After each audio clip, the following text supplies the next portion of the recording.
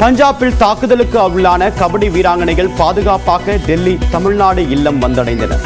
இன்று மாலை ரயில் மூலமாக சென்னை அழைத்து வருவதற்கு ஏற்பாடு.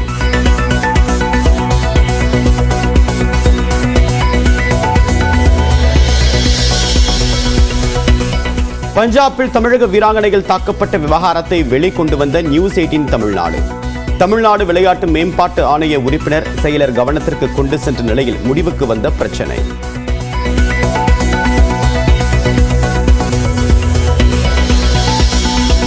வேங்கை வயலில் குடிநீர் தொட்டியில் மலம் கலந்தது சுதர்சன், முத்துகிருஷ்ணன் ஆகிய இருவர் என்று உயர்நீதிமன்றத்தில் தமிழ்நாடு அரசு தகவல். முரளி ராஜா என்பவர் பொய் தகவலை பரப்பியதை அடுத்து இருவரும் சேர்ந்து மலம் கலந்தது விசாரணையில் தெரிய வந்திருப்பதாக வாதம்.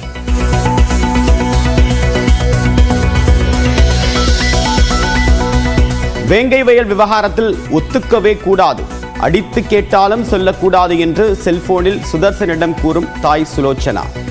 காவலர் முரளி ராஜா மீது விசாரணை அதிகாரிகள் சந்தேகிக்கப்படுகிறார்கள் என்று அத்தையிடம் பேசிய சுதர்சன், என்ன விசாரிக்கலையா? என்ன விசாரிக்கல, இருங்க கூப்பிடுறேன். போன் மேல போன் அடிச்சுட்டு இருக்காது, அப்புறம் போன கூட்டிட்டு. சரிம்மா, நான் இனிமேல் அடிக்கலாமா? நீதான் அனுப்பி சொல்லணும். ஒத்துக்கவே கூடாது, ஒத்துக்கவே கூடாது. நீ அழைச்சு பேசணும். அடிச்சாலும் ஒத்துக்கவே கூடாது. பயங்கரமா போன.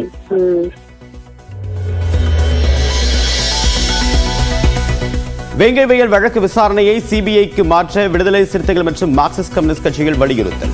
திமுக கூட்டணி கட்சிகளின் கோரிக்கையை வரவேற்பதாக அதிமுக முன்னாள் அமைச்சர் ஜெயக்குமார் கருத்து.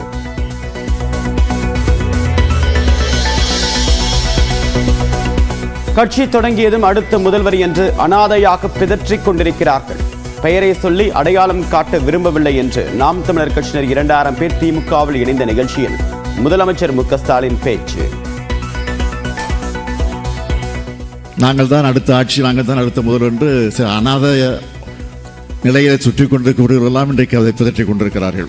நான் யார், எப்படிப்பட்டவர், எந்த கட்சி தலைவர் என்றெல்லாம் சொல்ல விரும்பல. காரணம், அவர்களுக்கெல்லாம் நான் அடையாளம் காட்டுவதற்கு நான் தயாராக இல்லை.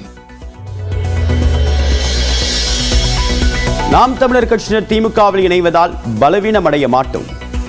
நியூஸ் 18 தமிழ்நாட்டிற்கு சீமான் பிரத்யேக பேட்டி. ஒரு பெரிய ஆலமரத்துல சில கிளைகளும் இலைகளை உதிர்ந்து விழுவது மரத்துக்கு வீழ்ச்சி இல்லை, வளர்ச்சி தான். இந்த கிளை முறிஞ்சா இன்னொரு கிளை வரும், பல இலைகள் உதிர்ந்தா புதிய தளிர்கள் வரும். இது தெரியாதுதான் என்ன?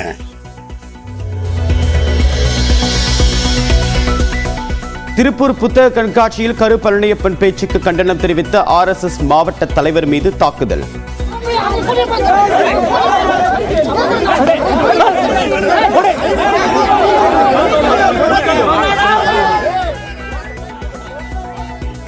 இந்து முன்னணி பாஜக நிர்வாகிகள் தர்ணாவில் ஈடுபட்டதால் பரபரப்பு.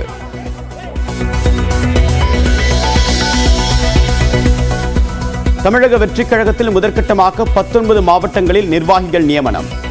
நியமன சான்றிதழுடன் வெள்ளி நாணயத்தையும் பரிசாக வழங்கிய விஜய்.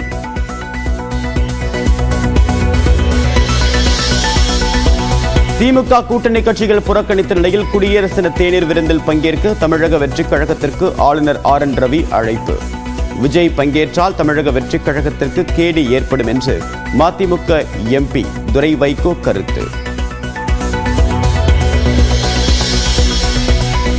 மக்களை நம்பி மீண்டும் வரும் எனக்கு நம்பிக்கை துரோகம் செய்து விடாதீர்கள். ஈரோடு கிழக்கு தொகுதி இடைத்தேர்தல் பரப்புரையில் சீமான் பேச்சு.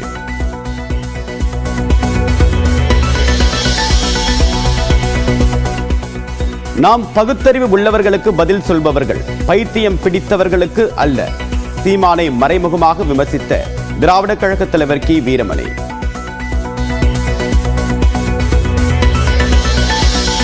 மதுரை மாவட்டம் வடக்கம்பட்டியில் உள்ள முனியாண்டி சாமி கோவிலில் 90வது பிரியாணி திருவிழா.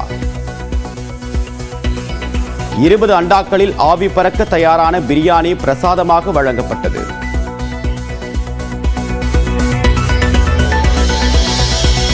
இறுதிக்கட்டத்தில் 2025-2026 நிதியாண்டுக்கான பட்ஜெட் தயாரிப்பு பணிகள். அல்வா தயாரிக்கக்கூடிய நிகழ்ச்சியில் கலந்து கொண்ட நிதியமைச்சர் நிர்மலா சீதாராமன்.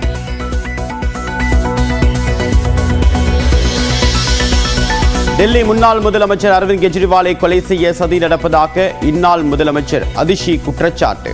போலீஸ் பாதுகாப்பு நீக்கப்பட்ட நிலையில் தேர்தல் ஆணையத்திற்கும் கடிதம். உக்ரைனுடனான போர் நிறுத்தம் குறித்து அமெரிக்க அதிபர் டொனால்டு டிரம்புடன் பேச்சுவார்த்தை நடத்த தயார் என்று புதின் அறிவிப்பு. ட்ரம்ப் அதிபராக இருந்திருந்தால் போரே மூண்டிருக்காது என்றும் அதிரடி. திருப்பூரில் புத்தக கண்காட்சியில் காந்தியை கொன்றது RSS என்று கருப்பழனியப்பன் கூறியதற்கு கண்டனம் தெரிவித்த RSS மாவட்ட தலைவரை தாக்கிய நபரை கைது செய்ய கோரி இந்து முன்னணி மற்றும் பாஜக நிர்வாகிகள் புத்தக கண்காட்சியை முற்றுகையிட்டு தர்ணா போராட்டத்தில் ஈடுபட்டதால் பரபரப்பு ஏற்பட்டது. விவரங்களை நிகரான செய்தியாளர் பாலாஜி விவரம் என்ன? தேவப்பிரியன், அதாவது திருப்பூரில் புத்தக கண்காட்சியானது கடந்த 2 தினங்களுக்கு முன்பு துவங்கியது.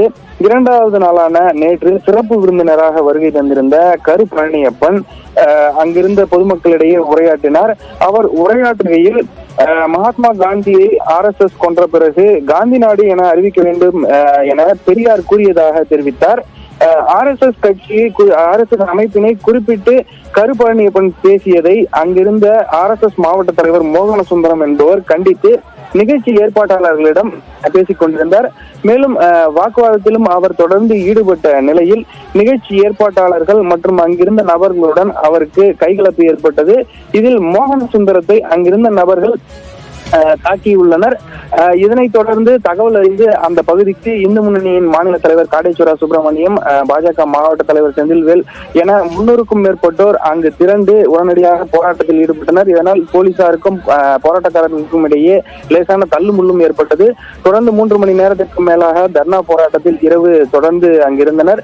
இதனைத் தொடர்ந்து புகார் அளிக்கும்படி காவல்துறையினர் அறிவுறுத்தியதை தொடர்ந்து மோகனசுந்தரத்தின் மீது தாக்குதல் நடத்திய நபர்கள் மீது உடனடியாக நடவடிக்கை எடுக்க வேண்டும் என போராட்டத்தில் ஈடுபட்டவர்கள் புகார் அளித்தனர். இதனையடுத்து இந்த போராட்டமானது கைவிடப்பட்ட நிலையில் தற்பொழுது மோகனசுந்தரம் மற்றும் நிகழ்ச்சி ஏற்பாட்டாளர்கள் மற்றும் அங்கிருந்த நபர்களுடன் ஏற்பட்ட வாக்குவாதம், கைகலப்பு உள்ளிட்ட வீடியோக்கள் வெளியாகியுள்ளது. அந்த காட்சிகளைத்தான் நாம் தற்பொழுது பார்த்து வருகிறோம். தேவப்பிரியன், உங்களுடைய விரிவான தகவலுக்கு நன்றி பாலாஜி பாஸ்கர்.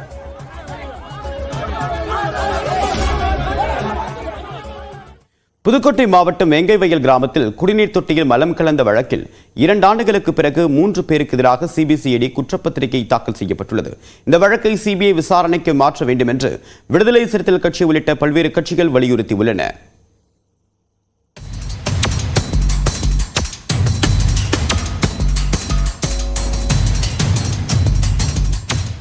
புதுக்கோட்டை மாவட்டம் அன்னவாசல் அருகே உள்ள முட்டுக்காடு ஊராட்சியில் உள்ள ஒரு குட்கிராமம் வேங்கைவயல்.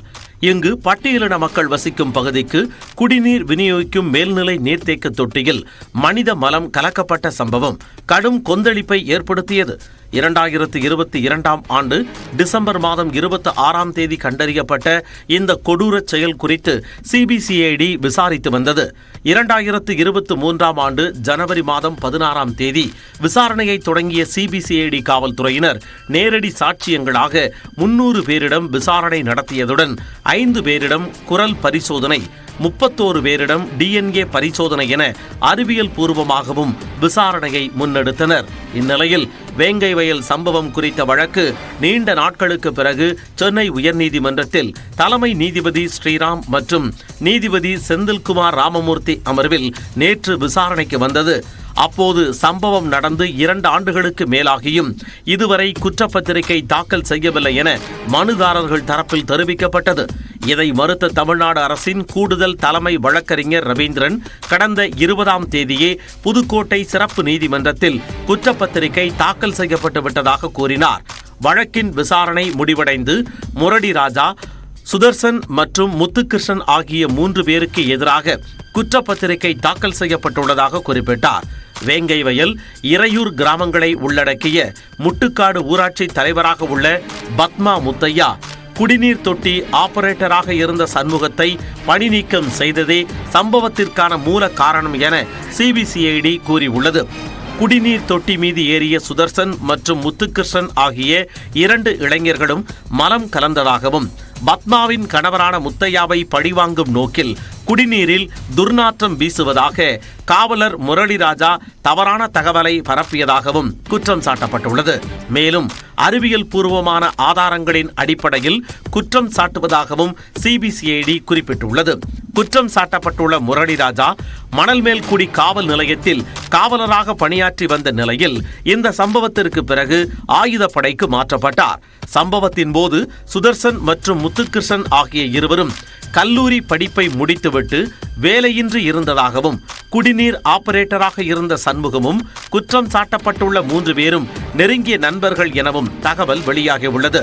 இதனிடையே உயர்நீதிமன்ற வழக்கு விசாரணையின் போது வன்கொடுமை தடுப்புச் சட்டத்தின் கீழ் குற்றச்சாட்டுகள் முன்வைக்கப்படவில்லை என மனுதாரர் தரப்பில் கூறப்பட்டது. ஆனால் இந்த விவகாரத்தை அரசியலாக்க வேண்டாம் என அறிவுறுத்திய நீதிபதிகள் குற்றப்பத்திரிகை மீது அதிருப்தி இருந்தால் கீழமை நீதிமன்றத்தை அணுகலாம் என சுட்டிக்காட்டினர். மேலும் மனுதாரர் தரப்பு பதிலளிக்க 6 வார கால அவகாசம் வழங்கிய நீதிபதிகள் வழக்கு விசாரணையை மார்ச் 27ஆம் தேதிக்கு ஒத்திவைத்தனர். இதன் மூலம் 750 நாட்களுக்கு பிறகு வேங்கை வயல் விவகாரத்தில் புதிய திருப்பம் ஏற்பட்டுள்ளது.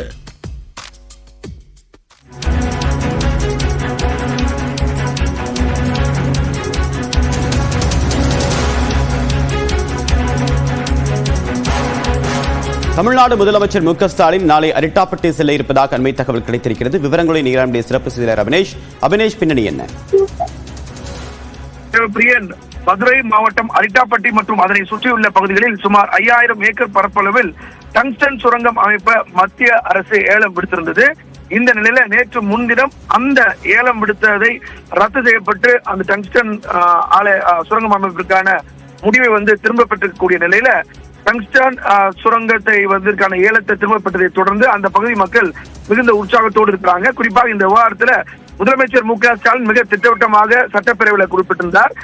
இந்த சுரங்கம் அமைக்கக்கூடிய பணி நிச்சயமாக நடைபெறாது, அதற்கு தமிழ்நாடு அரசு ஒருபோதும் அனுமதிக்காது என உறுதிபட தெரிவித்திருந்த நிலையில இன்றைக்கு மத்திய அரசு அதை திரும்ப பெற்றிருக்கிறாங்க. இந்த நிலையில நாளை காலை சுமார் 11:30 மணி அளவில் சென்னையிலிருந்து மதுரைக்கு புறப்பட்டு செல்லக்கூடிய முதலமைச்சர் மு க ஸ்டாலின் பிற்பகல் சுமார் 1 மணி அளவில் அரிட்டாப்பட்டி கிராமத்திற்கு நேரில் செல்கிறார். அங்கு அந்த பகுதி மக்கள் முதலமைச்சருக்கு ஒரு பாராட்டு விழா நிகழ்ச்சியை நடத்துறாங்க. அந்த நிகழ்ச்சியில முதலமைச்சர் மு க ஸ்டாலின் கலந்து கொள்ள இருக்கிறார். எனவே நாளை பிற்பகல் 1 மணி அளவில் மதுரை மாவட்டத்தில் இருக்கக்கூடிய அரிட்டாப்பட்டி கிராமத்திற்கு முதலமைச்சர் நேரடியாக செல்ல இருக்கிறார். அதே போல காலை நடைபெறக்கூடிய குடியரசு தின விழா நிகழ்ச்சிக்கு பங்கேற்க உள்ள முதலமைச்சர் மு க ஸ்டாலின் அந்த நிகழ்ச்சி முடிந்ததற்கு பிறகு 11 மணிக்கு சென்னையிலிருந்து விமான மூலம் புறப்பட்டு சென்று அதற்கு பிறகு சுமார் 1 மணி அளவில் அரிட்டாப்பட்டி கிராமத்திற்கு செல்ல இருக்கிறார். இதற்கு முன்பாக அரிட்டாப்பட்டி கிராம மக்கள் இன்றைக்கு முதலமைச்சர் சந்தித்து அந்த விழாவுக்கான அழைப்பதிலையும் கொடுக்க திட்டமிட்டிருக்காங்க. இந்த நிலையில நாளைக்கு மதுரை மாவட்டத்தில் உள்ள அரிட்டாப்பட்டி கிராமத்திற்கு முதலமைச்சர் மு க ஸ்டாலின் நேரில் செல்கிறார். தேவப்பிரியன், உங்களுடைய விரிவான தகவலுக்கு நன்றி அபினேஷ்.